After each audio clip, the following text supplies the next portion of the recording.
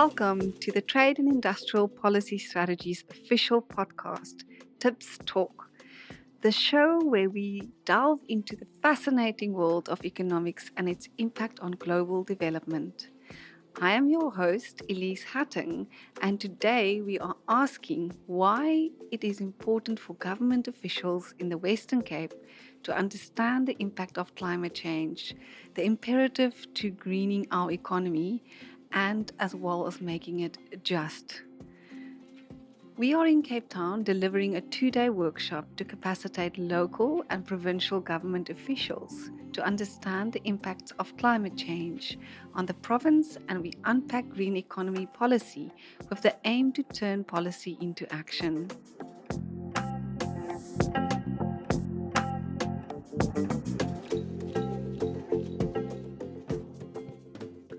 I have a very interesting participant from our Just Transition workshop here with me today. His name is Ruan, and he's going to introduce himself to the listeners. Hello to all the listeners. My name is Ruan Fourie. I am a senior technical advisor working within the Just SA program for the GIZ here in South Africa. And in that program, I'm responsible for two main outputs or components of that program. First one is in relation to all of the national policy support and stakeholder support that we provide at a national level. The second aspect is the oversight of the work in relation to mine rehabilitation and mine water and land rehabilitation. My second hat that I also wear is I'm the implementation manager for the EkiJet Global Project here in South Africa.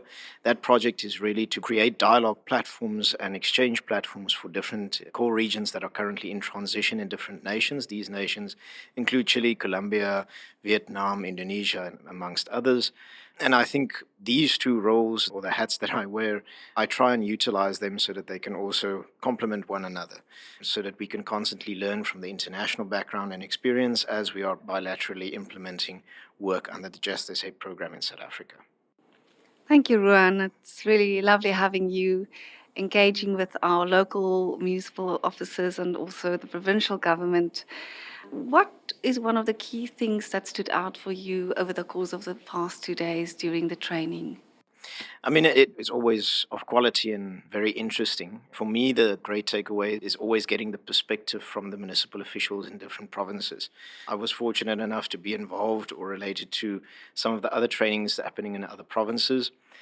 And it's very interesting for me to see how the Western Cape is also tackling and addressing the aspects of just transition in their context, because I think there is perhaps sometimes a perception that the just transition is all about the core regions. And of course, they're dealing with a significant challenge. But when you come to a region like the Western Cape, you realize that the just transition is a national and an international challenge, because there are still aspects here where there's impacts of climate change on their day-to-day activities, costs that they are incurring in terms of loss and damage that could have gone to other resources.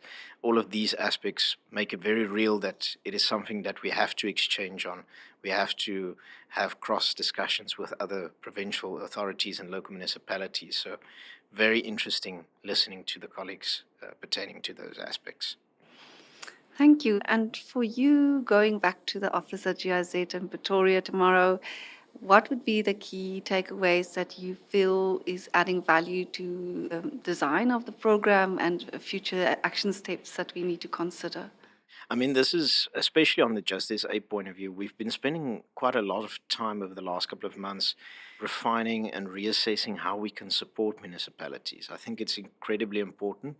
Obviously, the work that we're doing with TIPS is really to get this ball rolling, but there are so many other aspects that we're trying to consider. We're also having a look at how to capacitate municipalities by actually working with the likes of the NBI to second individuals into the municipalities themselves, with a focus on Mpumalanga as a start, so that the information and the knowledge that is being shared in aspects like this training can then be instilled in a very practical manner in the municipalities that are also dealing with this on a day-to-day, by having someone in there that does a needs assessment, that understands what are the challenges and how can we still instill aspects of climate change and just transition into the municipalities' day-to-day activities. Yeah, thank you. And I hear what you're saying, because we also see from our perspective as facilitators of the workshop that there's fantastic policies, especially in the Western Cape. They are really polished. They ahead of even some of the master plan developments. And unfortunately, a lot of this often doesn't trickle down to the municipal level. And there's capacity constraints within the human resources trying to digest these green economy policies. So, for you, what would you see as the biggest risk in terms of just transition goals for the Western Cape province?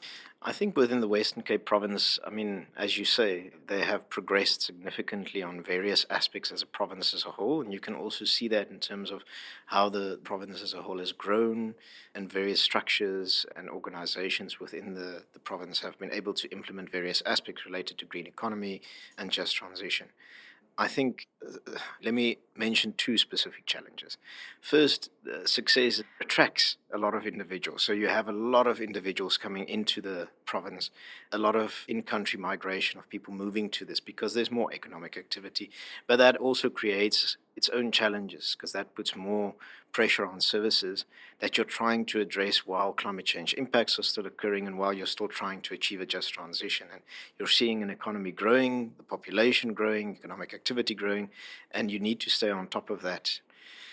So that's the first challenge I think they have. The second challenge to that is while that pressure is ongoing with all of this additional service delivery that is required, you shouldn't leave local, municipal, or the smaller towns behind, because with all of this migration, all of these individuals coming to the province and the changes that are occurring, there's great policies on the provincial level, but how do you instill those policies in a very practical way to the smaller municipalities or the smaller towns so that they can also reap the benefit of what is happening and have their voice considered in the further development of such policies so that you move together as a whole?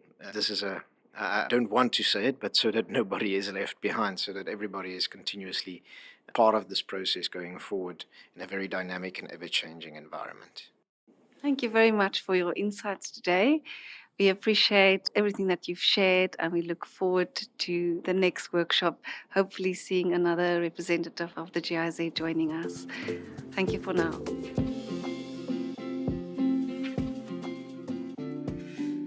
Today I'm talking to Sagwata, and he will be sharing with us where he's from and what he's doing in his position and what we are unpacking in the workshops that Just SA has been delivering over the past 2 days. So welcome.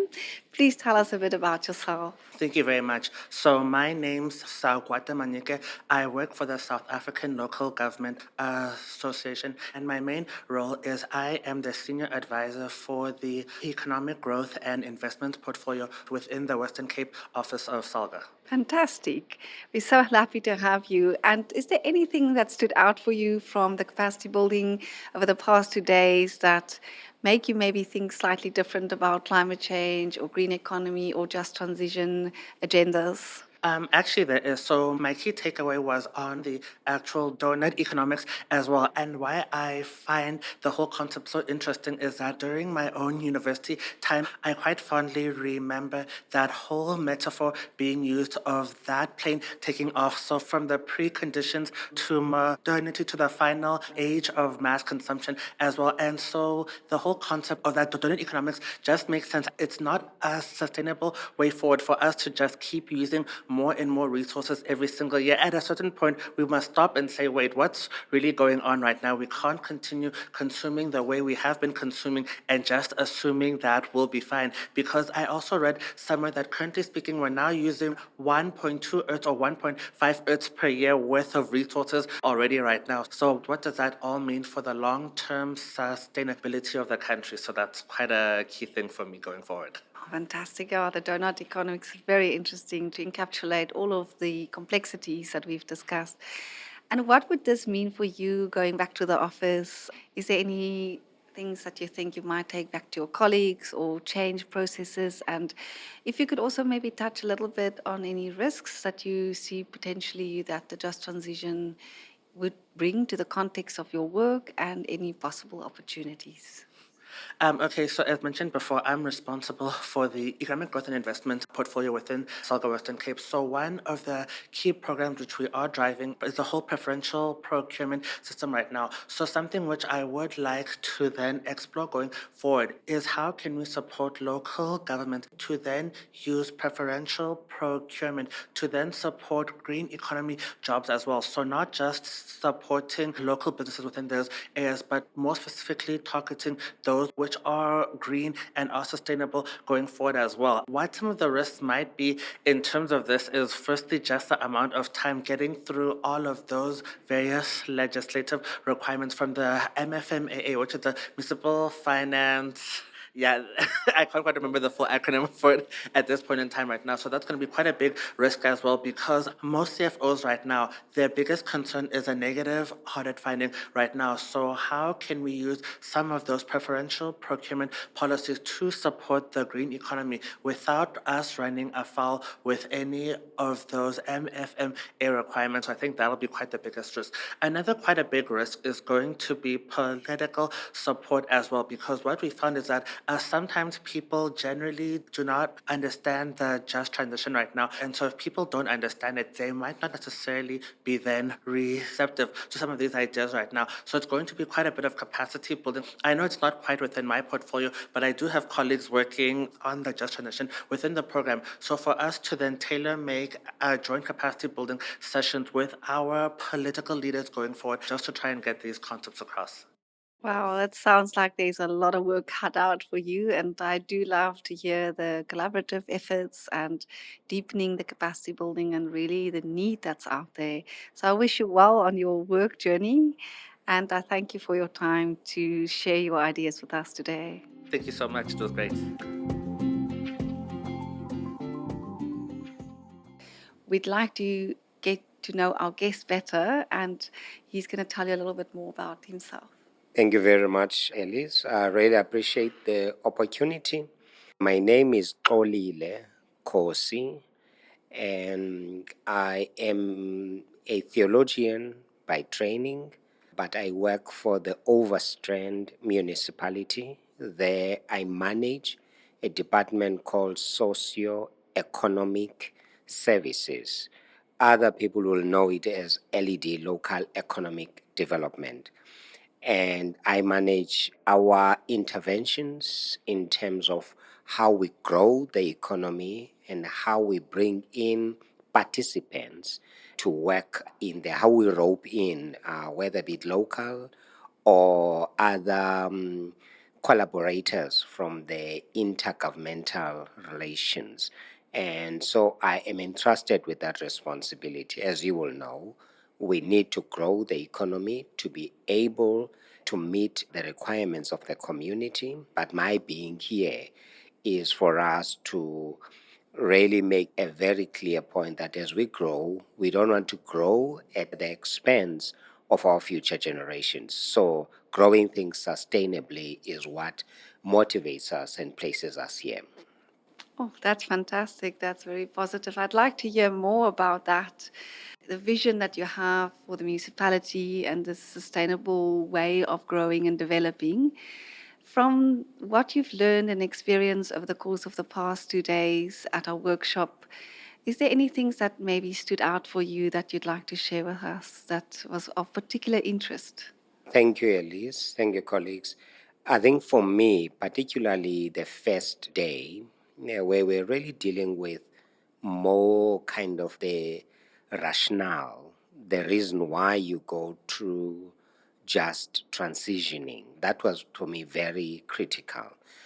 Of particular interest was the emphasis that Dr. Simba made in terms of just the historical background of South Africa, in terms of how we have transitioned to be where we are at now. It was quite compelling just to look at how we have moved and also at the same time the gaps that are there. And so for me, then, what I was really left with, particularly because just transition talks about justice. And in the justice elements which he referred to, one of those was restorative. Obviously, there's regenerative in terms of and distributive justice. But in the restorative, it really speaks about not only stopping from here and going forward, but how do you then redress the imbalances of the past? Because the challenge and the risk to this is that in order for you to get buy in from the people right now, you've got to show appreciation of where they are at, the difficulties that they are having right now, the struggles they have, and the hopes that then emanate from that. Because theirs is to say, we are in a quagmire, we are in a difficult situation. Whatever you bring in, how does it meet my immediate needs? And so that's what really kind of stood out for me, is that that's a conversation we must make. We are thinking about future generations, but we are also doing that within the context of current challenges where people have suffered greatly because of apartheid in particular kind of challenges and the legacy. And now when we want them to transist, you want to say, listen, we also are mindful of the need to redress so that together we can embrace the idea of safeguarding the resources we have for future generations. Thank you. I can just imagine in your position at the municipality, it's a daunting task. Going back to the office after this capacity building workshop, what do you see ahead for yourself? What kind of risks or opportunities might there be that you need to consider incorporating just transition policies? Elize, we are, as I said earlier on, we are the overstrained municipality. We are one of the municipalities within the Western Cape province. And our municipality largely there is known for aquaculture, where you raise abalone and such kind of commodities. And so because we are a coastal municipality, whatever happens in terms of the climate and all of that has a direct impact, because we have our fishing cooperatives, for example, who makes their entire livelihood from the ocean. So if anything tampers with that ocean, those communities will be left stranded. And already, you see in terms of the overfishing and those kind of challenges, already it has an impact in the lives. Because in our municipality, we don't have big industries. You don't have big manufacturing kind of factories. People there, those are fishing communities.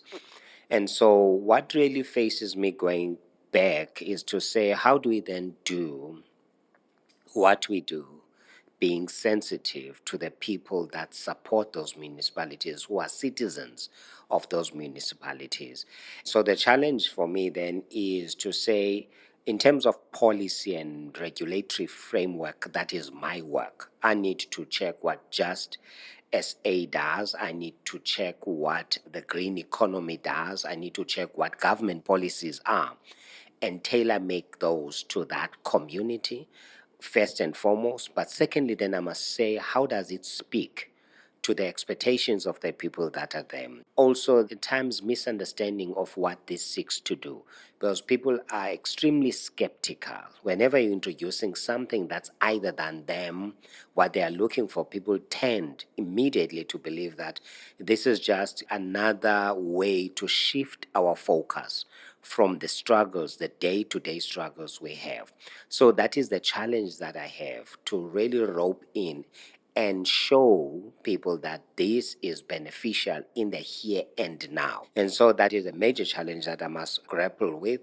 And then finally, along that line, is how do we rope in major industry players? I don't want to mention their names, but major fishing companies that also go, the major industries that rely on abalone. How do we get these people to take their corporate social responsibilities serious?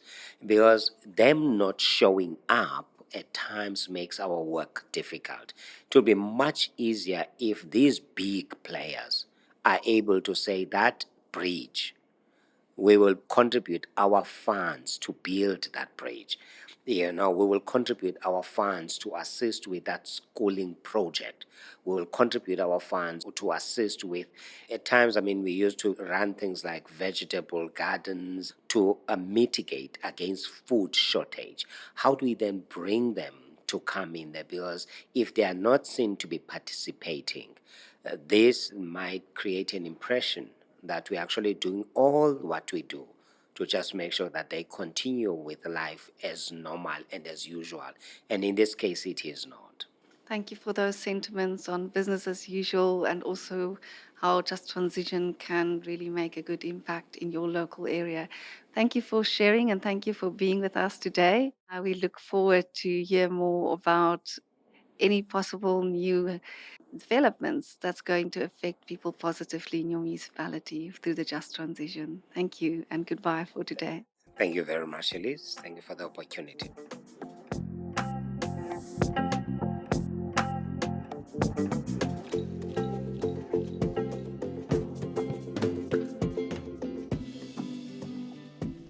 We would like to thank all our guests that participated in this podcast session today.